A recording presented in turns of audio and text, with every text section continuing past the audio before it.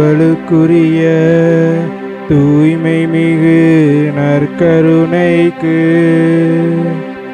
எல்லா காலமும் ஆராதனையும் புகழும் மாட்சியும் உண்டாக கடவது. நிலையான புகழுக்குரிய தூய்மை மிகு நற்கருணைக்கு எல்லா காலமும் ஆராதனையும் புகழும் மாட்சியும் உண்டாக கடவது. நிலையான புகழுக்குரிய தூய்மை மிகு நற்கருணைக்கு எல்லா காலமும் ஆராதனையும் புகழும் மாட்சியும் உண்டாக கடவது.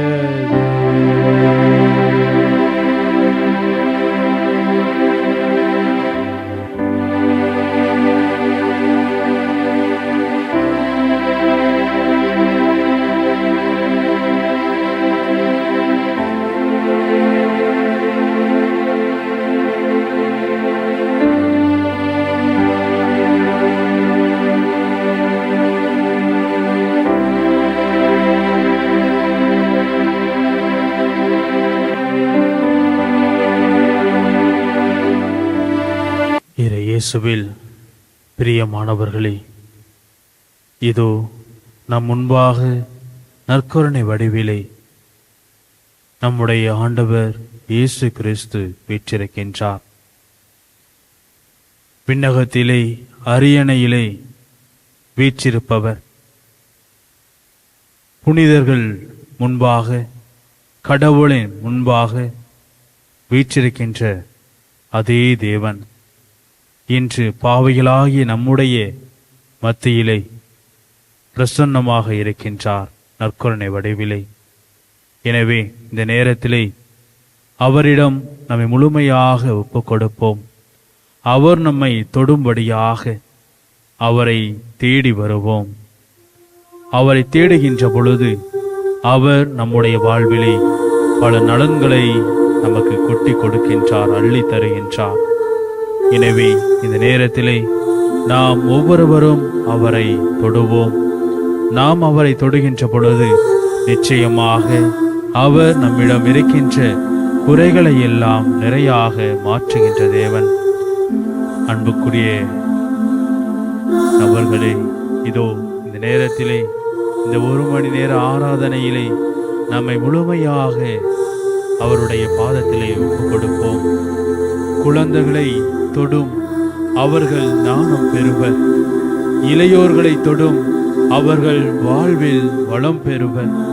தம்பதியரை தொடும், அவர்கள் திருக்குடும்பம் போல் வாழத் தொடங்குவர். முதியோரை தொடும், அவர்கள் மாண்பு பெறுவர். நோயுற்றோரை தொடும், அவர்கள் சுகம் பெறுவர் என்று நம்முடைய நற்கருணை ஆண்டவரை பார்த்து நாம் உருக்கமாக மன்றாடுவோம். பல நேரங்களிலே நாம் நம்முடைய மனிதர்களை நம்பி, நம்மோடு வாழ்கின்ற நண்பர்கள், உறவினர்களை நம்பி இறுதியிலே யாரும் இல்லாத அனாதையை போல் நாம் நின்று கொண்டிருக்கின்றோம். இதோ நமக்காக இருக்கரம் விரித்தவராக நம் முன்பாக நற்கருணை வடிவிலே நம் ஆண்டவர் இயேசு கிறிஸ்து இருக்கின்றார்.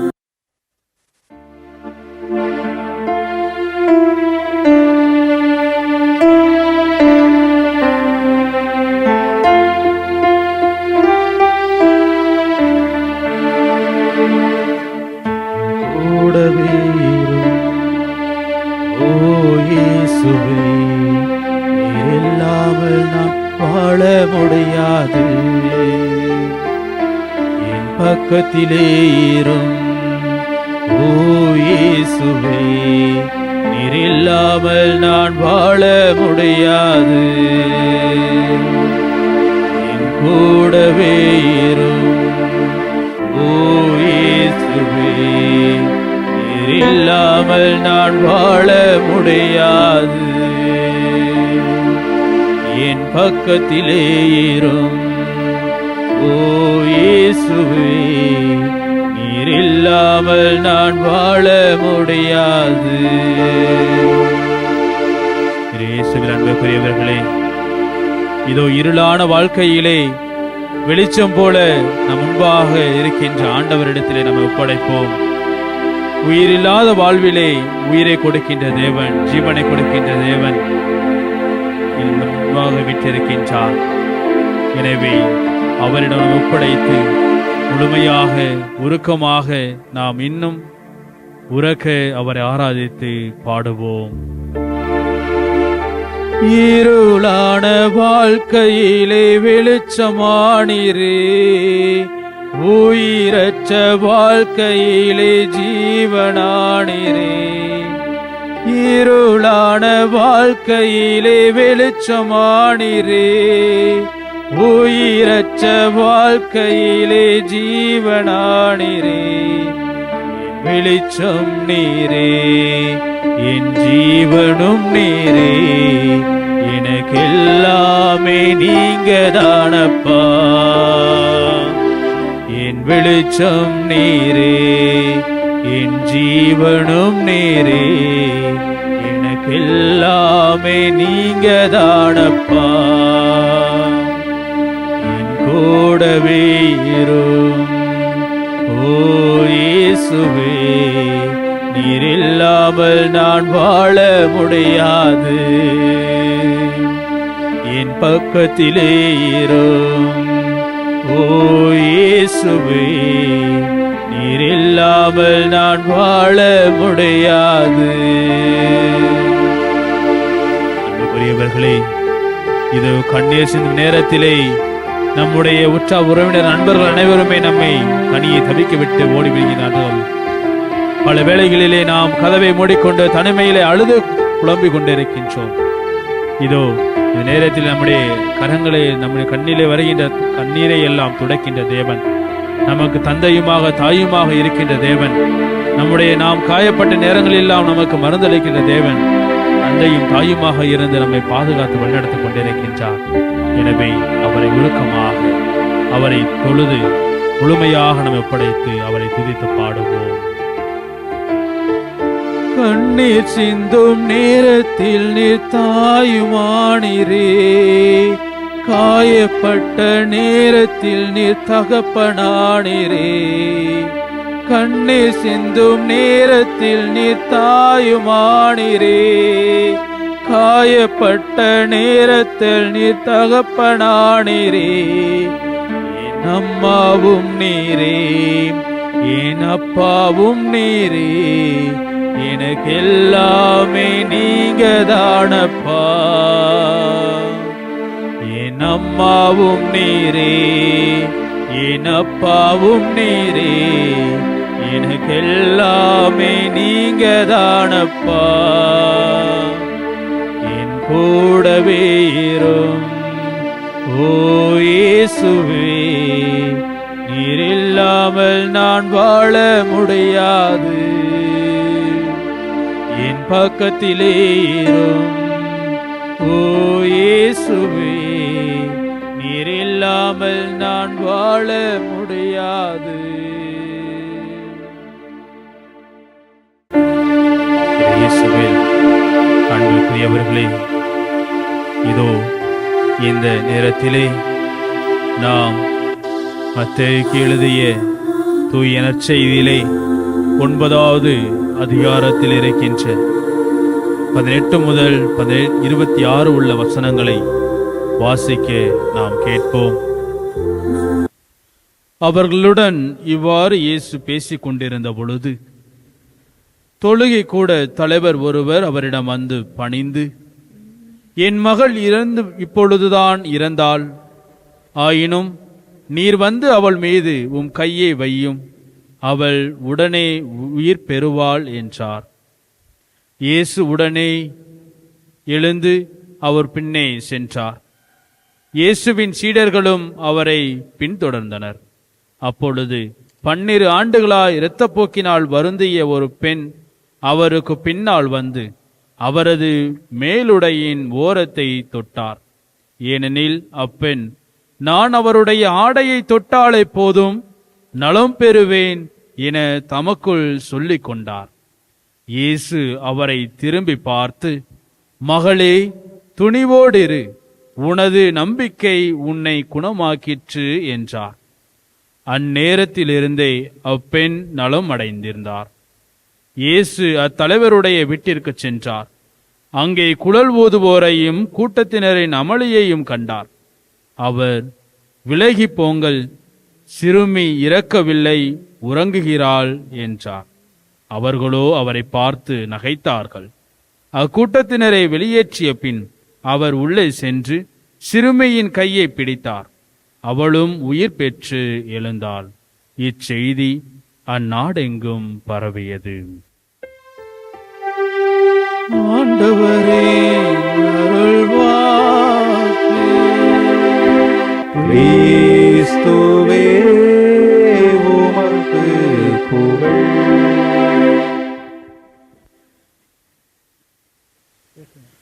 இறை இயேசுவில் அன்பிற்குரியவர்களே,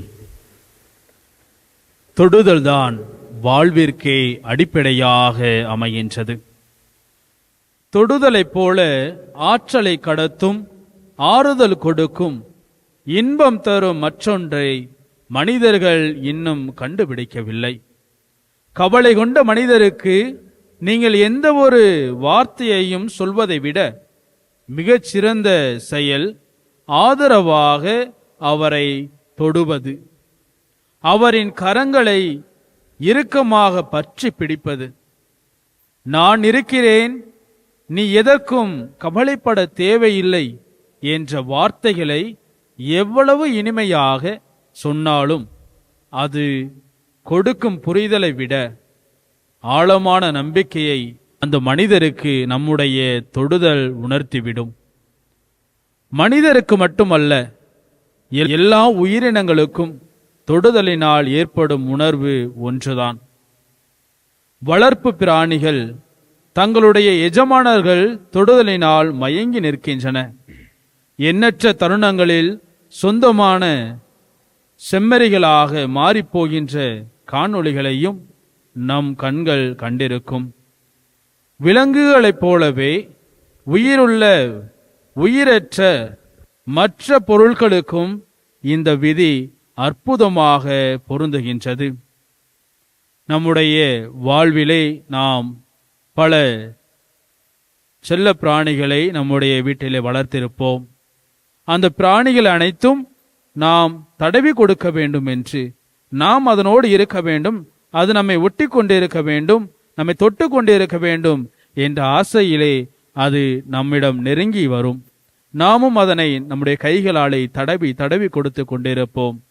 அதில் நேரம் போவது கூட நாம் தெரியாமல் இருந்திருப்போம். ஆக இவ்வாறாக தொடுதலிலே ஒரு சந்தோஷமானது இருக்கின்றது, ஒரு மகிழ்ச்சியானது இருக்கின்றது. அன்புக்குரியவர்களே, கதிரவனின் தொடுதலில் தாமரை மலர்கின்றது.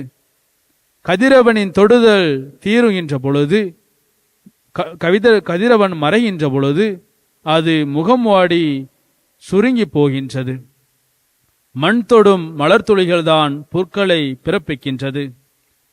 தாயினுடைய தொடுதல் குழந்தையை அமைதிப்படுத்துகின்றது. ஆறுகள் கடலை தொடும் வரை அமைதியை கண்டுகொள்வதில்லை, அது ஓடிக்கொண்டேதான் இருக்கின்றது. இப்படியாக நாம் அடுக்கிக் கொண்டே போகலாம்.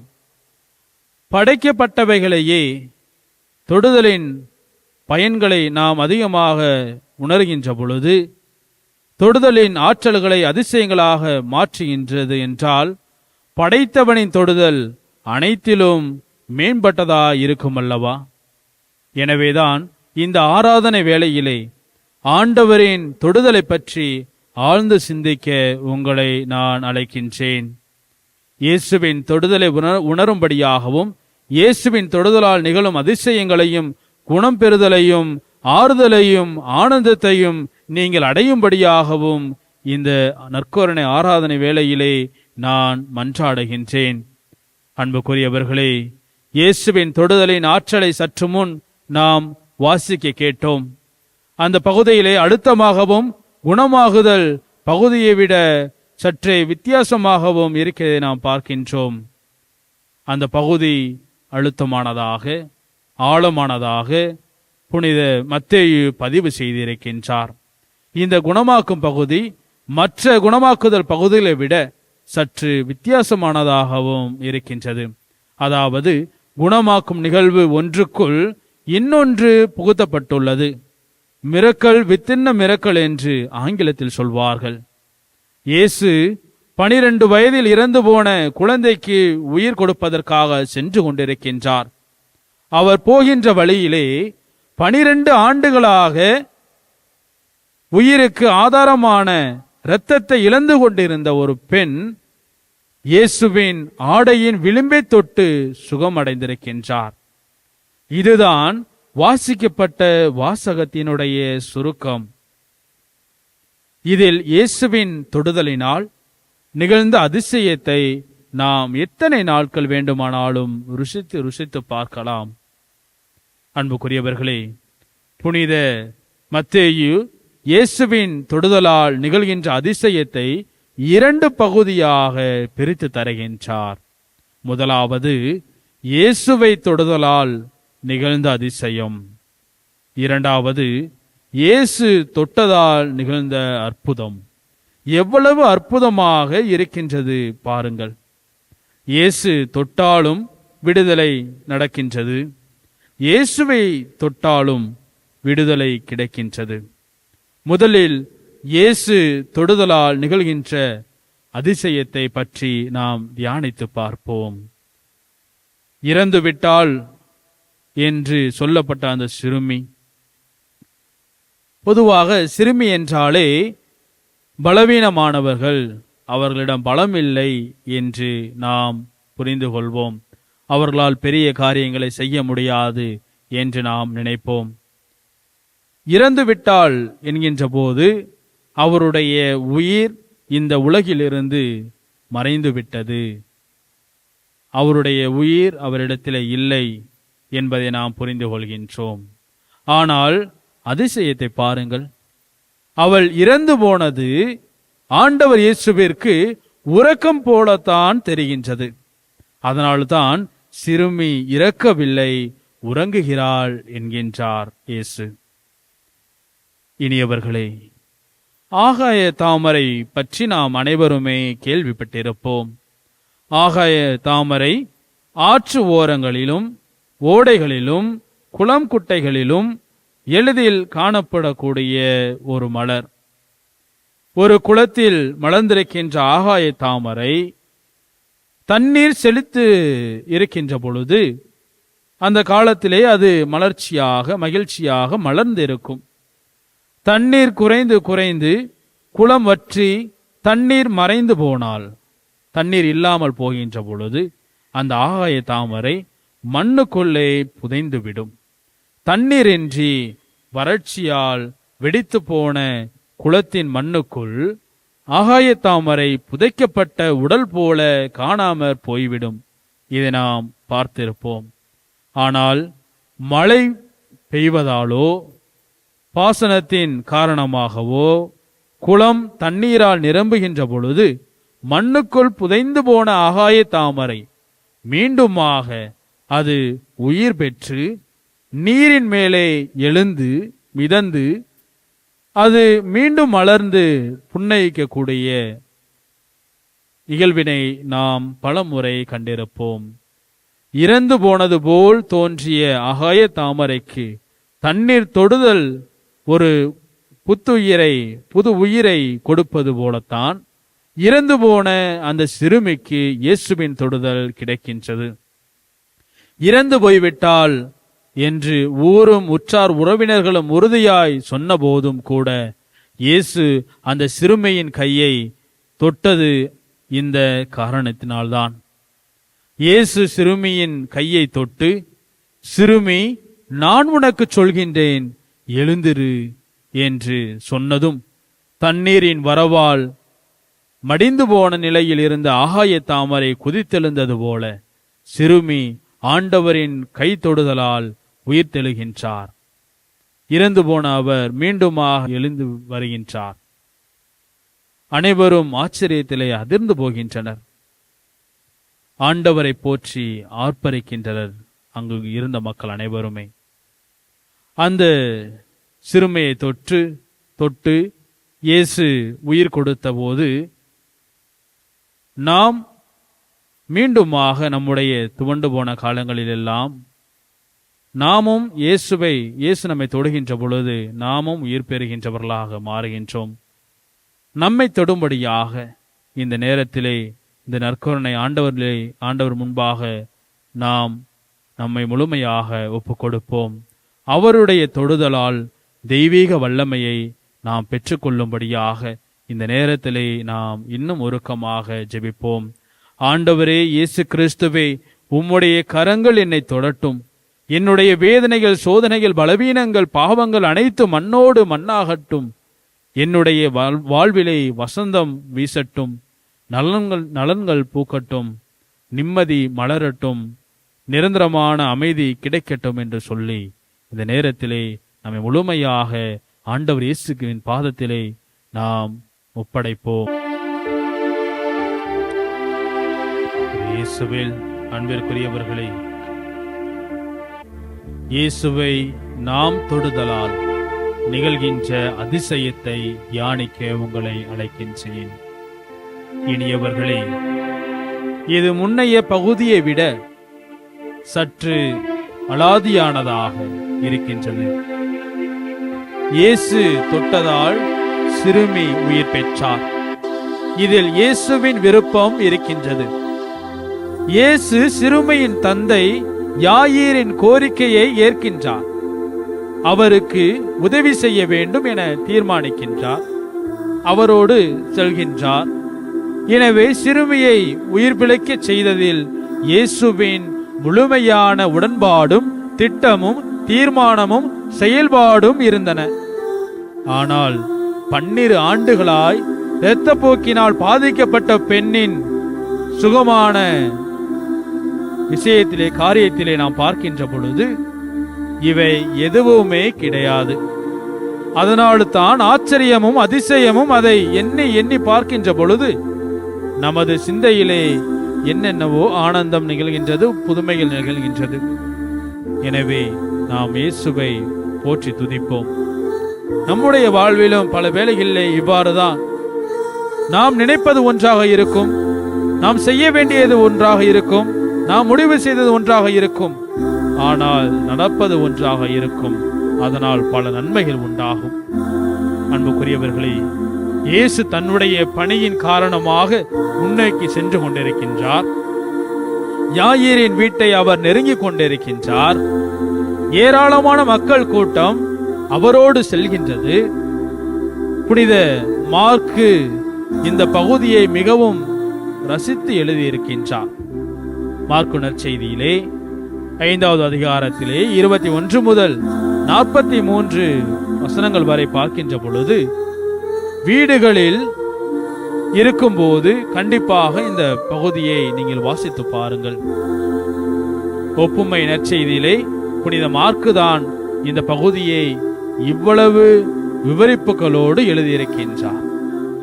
அவர் மக்கள் கூட்டத்தை பற்றி எழுதுகின்ற பொழுது, ஏராளமான மக்கள் இயேசுவை இடித்தபடியும் நெருக்கியபடியும் தள்ளியபடியும் உடன் சென்றார்கள் என்று எழுதுகின்றார். அவ்வளவு நெரிசலான கூட்டத்தில் 12 ஆண்டுகளாய் நோய்வாய்ப்பட்ட இந்த பெண் நுழைந்து இயேசுவின் ஆடையின் விளிம்பை தொடுகின்றார். இனியவர்களே, இதில் நாம் கவனிக்க வேண்டியவை எத்தனை 12 ஆண்டுகளாய் இரத்தப்போக்கு உடைய பெண்ணால் எப்படி அவ்வளவு பெரிய மனித கூட்டத்தில் நுழைந்து போக முடிந்தது? மிகவும் ஆரோக்கியமானவர்களை தாண்டி இரத்தம் கசிந்து மிகவும் நலிந்து போயிருந்த பெண்ணால் எப்படி சென்றிருக்க முடியும்? இதில்தான் நற்செய்தியாளர்கள் ஒரு ஒப்புமை பண்பை விவரிக்கின்றனர். அந்த பெண் இயேசுவின் ஆடையின் ஓரத்தை தொட்டார். அதாவது பெருங்கூட்டத்தை பிளந்து உட்செல்ல முடியாத அந்த பெண் மிகவும் ஆர்வத்துடன் மனிதர்களின் பாதங்களில் அடியிலே தவழ்ந்து தட்டி தடுமாறி மிகவும் கடினப்பட்டுதான் இயேசுவை அணுகி இருக்க முடியும். அவ்வளவு கடினமான செயல்பாட்டிற்கு அவரை உந்தி தள்ளியது அவருடைய நம்பிக்கை. எப்படியும் இயேசுவிடம் இருந்து குணத்தை பெற்றுக்கொள்ள முடியும் என்ற நம்பிக்கை. எனவேதான் இயேசு, அம்மா, உமது நம்பிக்கை உம்மை நலமாக்கியது என்று சொல்கின்றார். அடுத்ததாக பார்க்கின்ற பொழுது இயேசு கேட்ட கேள்வி, யார் என்னை தொட்டது? மார்க்கு நூலிலே சீடர்கள் இயேசுவை பார்த்து, ஆண்டவரே, இவ்வளவு பேர் உம்மை நெருங்கிக் கொண்டிருக்கின்றார்கள், ஆனால் யார் என்னை தொட்டது என்று கேட்கிறீரே என்று சொல்லி கேட்கின்றார்கள். இயேசுவிடம் கேட்ட பொழுது அவர் மிக தெளிவாக கூறுகின்றார், என்னிலிருந்து வல்லமை வெளியேறியை நான் உணர்ந்தேன் என்று. நாம் மிகவும் உற்று நோக்க வேண்டிய பகுதி இதுதான். 12 ஆண்டுகளாய் உடல் நலமற்றிருந்த பெண் இயேசுவை தொடவில்லை, அவருடைய ஆடையின் விளிம்பைத்தான் தொட்டார். அப்படி இருக்கின்ற பொழுது ஆனால் இயேசு என்ன சொல்கின்றார்? இயேசுவின் ஆடையிலிருந்து வல்லமை வெளிப்படவில்லை, மாறாக இயேசுவின் உடலில் இருந்துதான் வல்லமை வெளிப்பட்டது. இயேசுவை எப்படி தொட வேண்டும் என்பதற்கு அந்த பெண் ஒரு முன்மாதிரியை நமக்கு இருக்கின்றார், எடுத்துக்காட்டாக இருக்கின்றார். அன்புக்குரியவர்களே, நாம் இந்த ஆராதனையில் நற்கருணை ஆண்டவரை பார்த்து கொண்டிருக்கின்றோம். அவரிடமிருந்து வல்லமையை பெற வேண்டும் என்ற ஆவலோடு இருக்கின்றோம். இயேசு நற்கருணை ஆண்டவர் நமக்கு நலம் தருவார் என்று நம்புகின்றோம். இயேசுவிடம் இருந்து நலம் பெற வேண்டும் என்றால் ஒன்று அவர் நம்மை தொட வேண்டும், இல்லையேல் அவரை நாம் தொட வேண்டும். அவர் நம்மை தொடுவார் என்பதில் நமக்கு எல்லளவும் ஐயம் வேண்டாம். இயேசுவை நாம் தொட வேண்டுமானால் எப்படி தொடுவது? அந்த பெண்ணை போல இயேசுவின் ஆடையின் ஓரத்தை தொடுவோம். அந்த பெண் இயேசுவின் ஆடையின் ஓரத்தை தொடும்போது அவள் தன்னுடைய நம்பிக்கையால் இயேசுவை தொட்டார். அந்த நம்பிக்கைதான் இயேசுவிடமிருந்து வல்லமை வெளியேறச் செய்தது. எனவே இன்று நாம் இயேசுவை உற்று நோக்குகின்ற பொழுது நம்பிக்கையோடு, நம்பிக்கை நிறைந்தவர்களாக உற்று நோக்க வேண்டும்.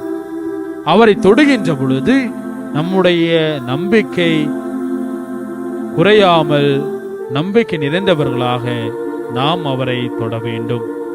அன்புக்குரியவர்களே, நாமும் இந்த பெண்ணை போல இயேசுவை தொடப்போகின்றோம். முழந்தால் படியிட்டு நற்கருணை ஆண்டவரை உற்று நோக்குவோம்.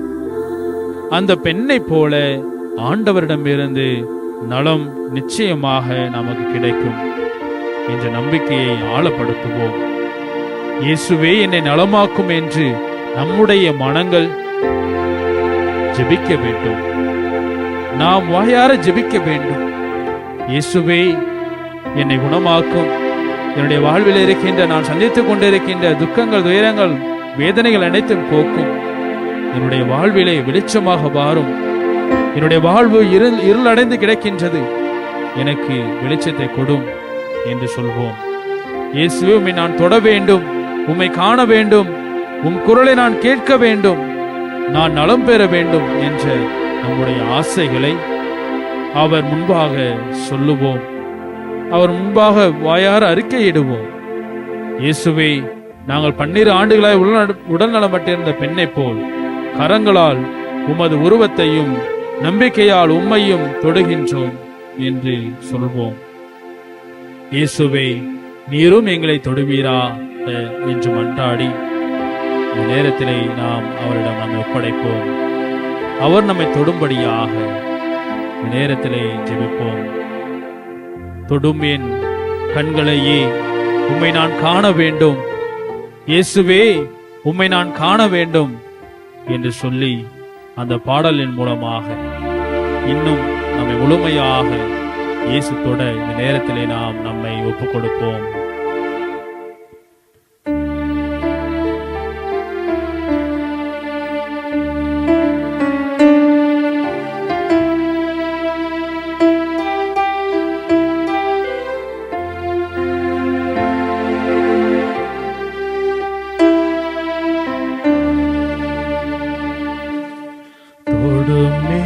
கண்களையே உம்மை நான் காண வேண்டுமே, இயேசுவே உம்மையே நான் காண வேண்டுமே. தொடும் என் கண்களையே உம்மை நான் காண வேண்டுமே, இயேசுவே உம்மையே நான் காண வேண்டுமே. தொடும் என் காதினையே உம் குரல் கேட்க வேண்டுமே, இயேசுவே உம் குரலை கேட்க வேண்டுமே. தொடும் என் நாவினையே உம் புகழ் பாட வேண்டுமே, இயேசுவே உம் புகழை பாட வேண்டுமே. இயேசுவின் அன்புக்குரியவர்களே, இது அந்த நேரத்திலே நாம் நம்மை ஆண்டவர் இயேசு தொடும்படியாக, நம்முடைய உறுப்புகள் அனைத்தையும் தொடும்படியாக ஜெபிப்போம். இதோ நம்முடைய காதினையும் நம்முடைய நாவினையும் அவர் தொட்டிருக்கின்றார். இதோ இந்த நேரத்திலே நம்முடைய கைகளையும் மனதினையும் உடலினையும் தொடும்படியாக முழுமையாக அவரிடத்தில் ஒப்புக் கொடுப்போம். நாம் அவரை தொட அனுமதிக்கின்ற பொழுது நாம் நிச்சயமாக அவருடைய தொடுதலை உணர வேண்டும். நாம் அவருடைய தொடுதலை உணர்கின்ற பொழுது இன்னும் அதிகமாக இறைவனுடைய அருளையும் ஆசிரியையும் நாம் பெற முடியும். நம்முடைய வாழ்விலே ஏற்படுகின்ற மாற்றங்களை நம்மால் உணர்ந்து கொள்ள முடியும், புரிந்து கொள்ள முடியும். தொடும் என் கைகளையே உம் பணி செய்ய வேண்டுமே, இயேசுவே உம் பணியே செய்ய வேண்டுமே. தொடும் என் கைகளையே உம் பணி செய்ய வேண்டுமே, இயேசுவே உம் பணியை செய்ய வேண்டுமே. தொடும் என் மனதினையே மனப்புண்கள் ஆற வேண்டுமே, இயேசுவே மனப்புண்கள் ஆற வேண்டுமே. தொடும் என் மனதினையே மனப்புண்கள் ஆற வேண்டுமே, இயேசுவே மனப்புண்கள் ஆற வேண்டுமே. தொடும் என் உடலினையே உடல் நோய்கள் தீர வேண்டுமே, இயேசுவே உடல் நோய்கள் தீர வேண்டுமே. தொடும் என் உடலினையே, உடல் நோய்கள் தீர வேண்டுமே. இயேசுவே, உடல் நோய்கள் தீர வேண்டுமே. தொடும் என் ஆன்மாவையே, என் பாவம் போக வேண்டுமே.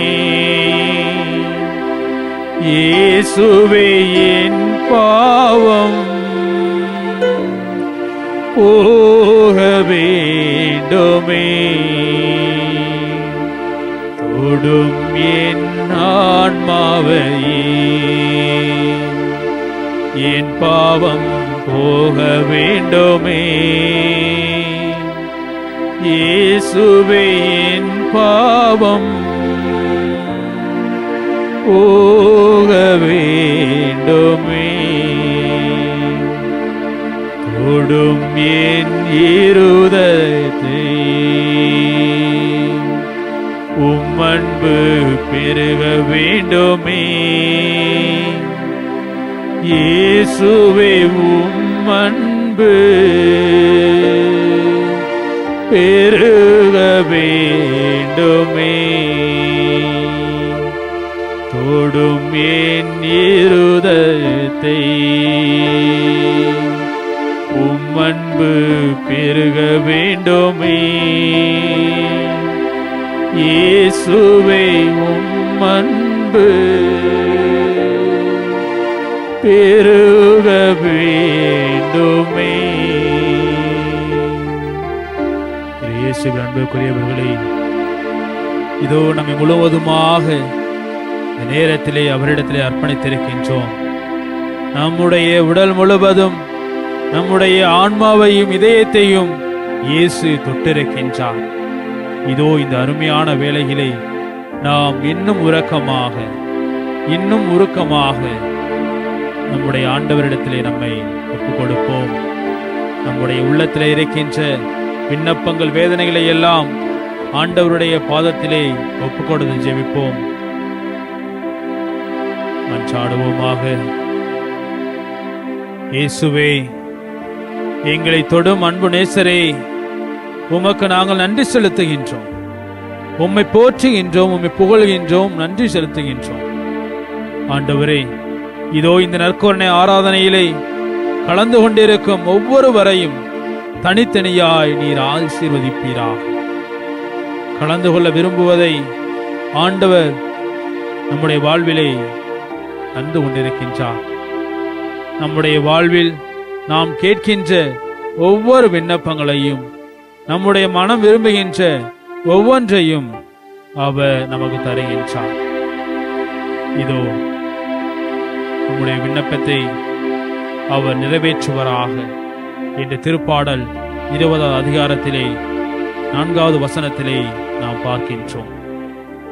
இதோ உமது முன்பாக பக்தியோடு ஜெபித்துக் கொண்டிருக்கின்ற ஒவ்வொருவரையும் கண்ணோக்கி பாரும். இயேசுவே, நீர் விரும்பினால் என் நோயை நீக்க உம்மால் முடியும் என்று சொன்ன தொழுநோயாளரை தொட்டு நான் விரும்புகின்றேன் என்று சொன்னீரே, அதுபோல ஆண்டவரே, உமது முன்பாக உருக்கமாக மன்றாடி கொண்டிருக்கின்ற ஒவ்வொரு மனிதரையும் தொட்டு சுகப்படுத்துவீராக நான் ஜெபிக்கின்றேன். ஆண்டவரே, அன்பு தகப்பனே, கேளுங்கள் கொடுக்கப்படும் என்று சொன்ன உம்முடைய தூய வார்த்தைகளை, உயிருள்ள வார்த்தைகளை, வல்லமையுள்ள வார்த்தைகளை நம்பி நாங்கள் இந்த மன்றாட்டுக்களை எல்லாம் உம்முடைய பாதத்தில் சமர்ப்பிக்கின்றோம். அன்புக்குரியவர்களே, இதோ இந்த நேரத்திலே உருக்கமாக ஜெபித்துக் கொண்டிருக்கின்ற இந்த வேளையிலே நம் ஆண்டவர் இயேசு கிறிஸ்துவை உற்று நோக்குவோம். அவரை உற்று நோக்குகின்ற பொழுது அவர் நம்முடைய வாழ்விலே பல புதுமைகளை செய்ய காத்து கொண்டிருக்கின்றார். நாம் பல வேளைகளிலே நம்முடைய வேலைகளை மட்டுமே மையப்படுத்திக் கொண்டு இறைவனை மையப்படுத்தாமல் இயேசுவை தேடாமல் இருந்திருக்கின்றோம். ஆனால் நமக்காக எப்பொழுதுமே இருகரம் விரித்தவராக அவர் காத்து கொண்டிருக்கின்றார். நமக்காக நம்முடைய வாழ்விலே பல புதுமைகளை செய்ய காத்து கொண்டிருக்கின்றார். என் மகளே, என் மகனே, எப்போது என்னை தேடி வருவாய், எப்போது என்னிடம் திரும்பி வருவாய் என்று அவர் காத்து கொண்டிருக்கின்றார். இதோ இந்த நேரத்திலே நாம் அவரை உருக்கமாக ஜெபிப்போம். அவருடைய பாதத்திலே நம்முடைய தேவைகள் அனைத்தையும் சமர்ப்பிப்போம். அன்புக்குரியவர்களே, இதோ நம் ஆண்டவரிடத்திலே நாம் முன்பாக முழந்தால் படியிட்டு இருக்கின்றோம்.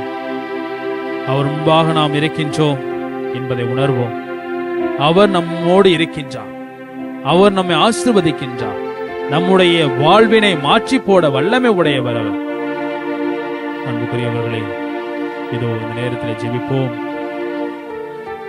நற்கருணை ஆண்டவரே, இதோ உம்முடைய பிள்ளைகளை கண்ணோக்கி பாரும். இதோ தன்னுடைய குடும்பத்திலே எவ்வளவோ பிரச்சனைகளை சந்தித்துக் கொண்டிருக்கின்ற உம்முடைய பிள்ளைகளை கண்ணோக்கி பாரும். எங்களால் முடியவில்லை என்று கதறுகின்ற பிள்ளைகள் ஏராளம்.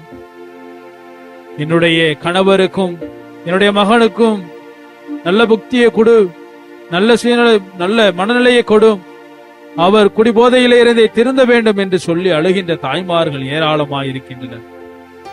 இதோ தன்னுடைய வாழ்விலே அவர்கள் சந்திக்கின்ற ஒவ்வொரு சவால்களையும் நீ கண்ணோக்கி பாரும். தன்னுடைய வாழ்விலே தேவையான பொருளாதாரம் இல்லாமல், தன்னுடைய தேவைகளை பூர்த்தி செய்ய முடியாமல் அழுது கொண்டிருக்கின்ற தாய்மார்கள் ஏராளம். என்னுடைய தந்தை எனக்கு இதை வாங்கி கொடுக்கவில்லை, என்னுடைய தேவைகளை பூர்த்தி செய்யவில்லை என்று அழுது கொண்டிருக்கின்ற சிறு பிள்ளைகள் ஏராளம். இயேசுவில் அன்புக்குரியவர்களே, இந்த நேரத்தில் நம்முடைய தேவைகளை நினைத்து பார்ப்போம். நம்முடைய குடும்பத்தில் இருக்கின்ற ஒவ்வொரு நபர்களையும் ஆண்டவருடைய பாதத்திலே ஒப்பு கொடுத்து ஜெபிப்போம். இதோ நல்ல படித்திருக்கின்றார், ஆனால் நிரந்தர வேலை இல்லை, அரசு வேலை இல்லை என்று அழுது கொண்டிருக்கின்ற, ஜெபித்துக் கொண்டிருக்கின்ற ஒவ்வொரு நபரையும் தொடும் ஆண்டவரே. அன்பு தகப்பனே, இறைவா, நீர்தாமே அவருடைய வாழ்விலே வெளிச்சமாக இருந்து அவருடைய வாழ்விலே நீர் ஒளியேற்றும்படியாக ஜெபிக்கின்றோம். வேலை இல்லாத நபர்களுக்கு நல்ல வேலையை கொடும். உம்முடைய சாட்சிகளாக அவர் வாழ செய்யும். இதோ அன்பு தகப்பனே, உம்முடைய பிள்ளைகள் முன்பாக இருக்கின்றார்கள். அவருடைய வாழ்விலே மகிழ்ச்சி இல்லை, அன்பு இல்லை, ஒற்றுமை இல்லை என்று அழுது கொண்டிருக்கின்றார்கள். இயேசுவே, இதோ குழந்தை வரம் வேண்டி எண்ணற்ற மனிதர்கள் இவ்விடம் வருகின்றார்கள். எண்ணற்ற தம்பதியர்கள் அவமானப்பட்டு, துக்கப்பட்டு, துயரப்பட்டு கொண்டிருக்கின்றார்கள், வேதனைப்பட்டு கொண்டிருக்கின்றார்கள். அவர் அனைவரையுமே கண்ணோக்கி பாரும். இந்த நேரத்தில் உங்களுடைய கரத்தில் ஒப்பு கொடுத்து ஜெபிக்கின்றோம். இயேசுவே, குழந்தை இல்லாத அந்த தம்பதியர்களுக்கு குழந்தை பாக்கியத்தை கொடும், அவருடைய வாழ்விலும் மகிழ்ச்சியை கொடும், அவருடைய குடும்பத்தையும் திருக்குடும்பமாக மாற்றும்படியாக ஜெபிக்கின்ற மாட்டாங்க. அன்பு தகப்பனே, இறைவா, நீர் அவளை தொடுகின்ற பொழுது நிச்சயமாக அவருடைய வாழ்விலே இன்னும் அதிகமாக ஆசீர்வாதத்தை பெற்றுக் கொள்வார்கள். நீர் அவர்கள் தொடுகின்ற பொழுது அவருடைய வாழ்விலே புது வசந்தமானது உண்டாகும். அவருடைய வயிற்றிலே குழந்தை உண்டாகும். இந்த சமுதாயத்திலே அவருடைய மாண்பு உயரும். இயேசுவே, அவர்களை தொட்டு ஆசீர்வதியும். அவர்களுக்கு நல்ல குழந்தை பாக்கியத்தை கொடுத்து அவருடைய வாழ்விலே மகிழ்ச்சியை குடிகொள்ள செய்யும்படியாக நேரத்தில் ஜெபிக்கின்ற மாட்டாங்க. அன்பு தகப்பனே, இறைவா, இதோ எண்ணற்ற மனிதர்கள் மருத்துவமனையிலே அனுமதிக்கப்பட்டிருக்கின்றார்கள், நோய்வாய்ப்பட்டிருக்கின்றார்கள், வீட்டிலே சிகிச்சை பெற்றுக் கொண்டிருக்கின்றார்கள். அவர்கள் அனைவரையும் கண்ணோக்கி பார்க்கும்படியாக நேரத்தில் ஒப்புக் கொடுத்து ஜெபிக்கின்ற ஆண்டவரே. அன்பு தகப்பனே, இறைவா, இதோ நோய்வாய்ப்பட்டிருக்கின்ற ஒவ்வொரு மனிதரையும் உங்களுடைய கருத்தில் ஒப்புக் கொடுக்கின்றோம். நீர் அவர்களை தொடும், நீர் அவர்களை தொடும். நீர் அவர்களை தொடுகின்ற பொழுது அவர்கள் குணம் பெறுகின்றார்கள். நீர் அவரோடு தொடுகின்ற பொழுது அவர்கள் உடல் இருக்கிற நோய் எல்லாம் பறந்து ஓடுகின்றது. அவர்களை தொட்டு ஆசீர்வதியும், தொட்டு ஆசீர்வதியும். இதோ வீட்டிலே இருக்கின்ற நோயாளிகளை பார்க்க முடியாமல் அவதூறாக பேசிக் கொண்டிருக்கின்ற மனிதர்கள் ஏராளமாயிருக்கின்றார்கள்.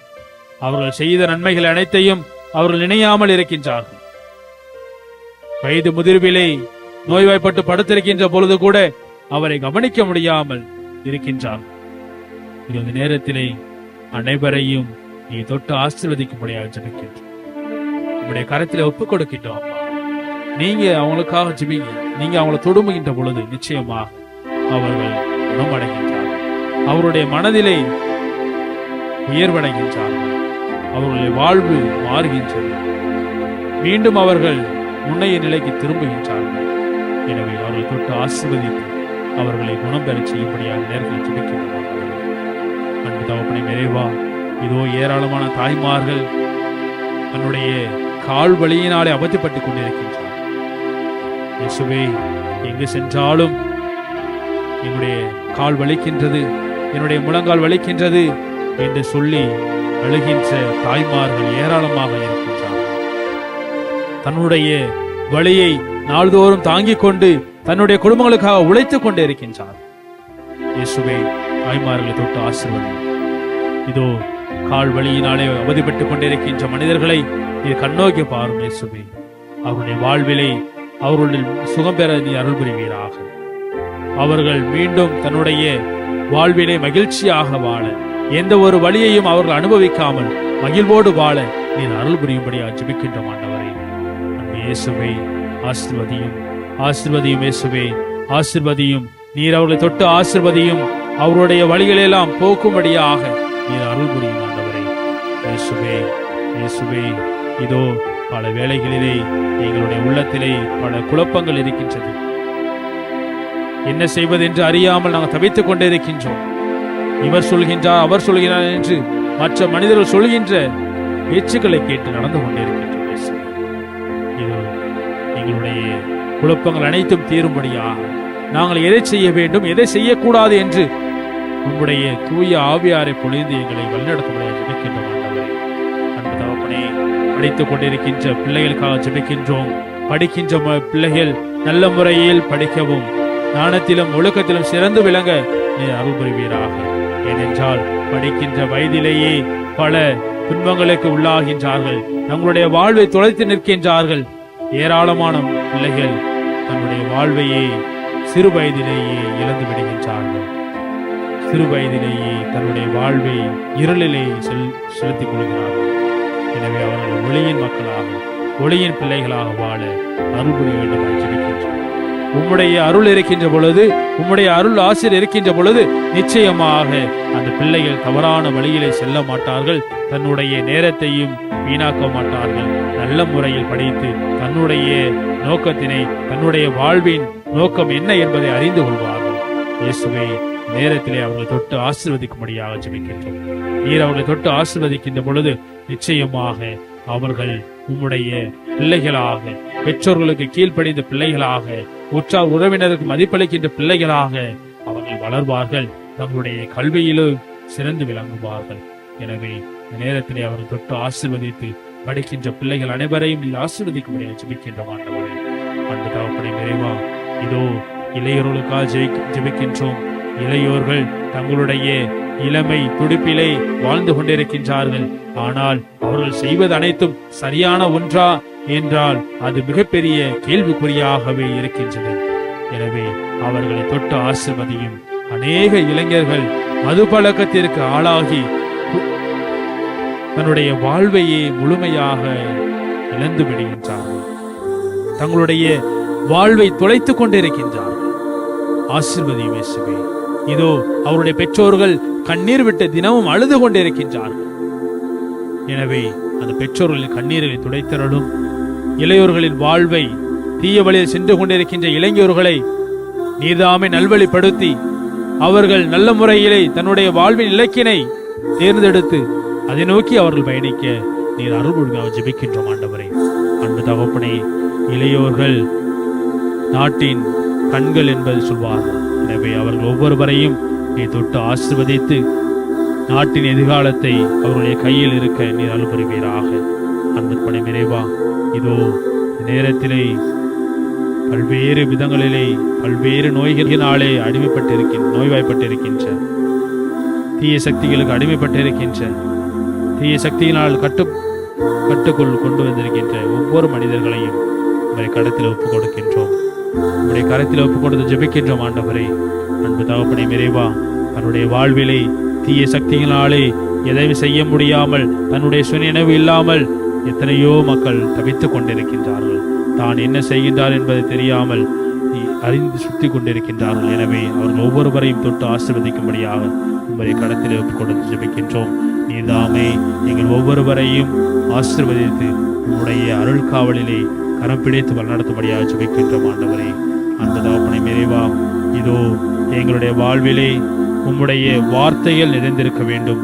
உம்முடைய வல்லமையுள்ள வார்த்தைகளை நம்பி நாங்கள் இந்த ஜெபங்களை எல்லாம் உன் முன்பாக ஒப்புக் கொடுக்கின்றோம்.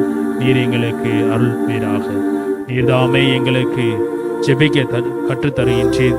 அந்த வார்த்தைகளை சொல்லி இப்பொழுது நாங்கள் எல்லோரும் ஜெபிக்கின்றோம். எங்கள் ஜெபம் கேளும் நல்ல தந்தையே, ஆமென். அனைவரும் முழந்தால் படியிட்டு மாண்பியர் கீதம் பாடுவோம்.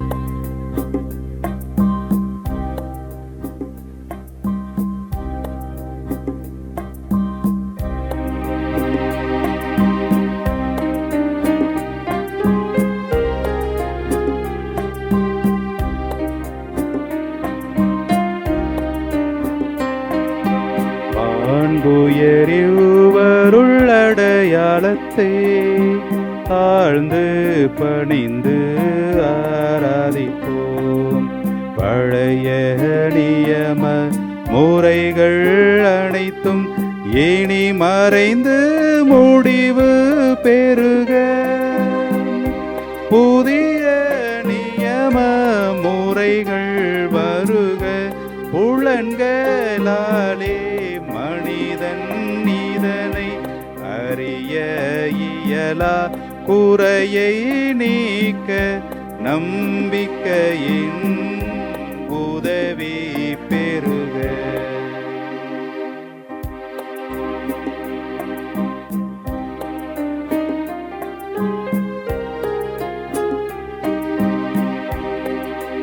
தந்தை அவர்க்கும் மகனவர்க்கும் புகழ்ச்சியோடு வெற்றியார்க்கும் மீட்பின் பெருமை மகிமையோடு வலிமை வாழ்த்து யாவுமாக. இருவரிடமாய் வருகின்றவராம் தூய ஆவியானவர்க்கும் அளவில்லாத சம புகழ்ச்சி என்றுமே உண்டாகுக. ஆமென்.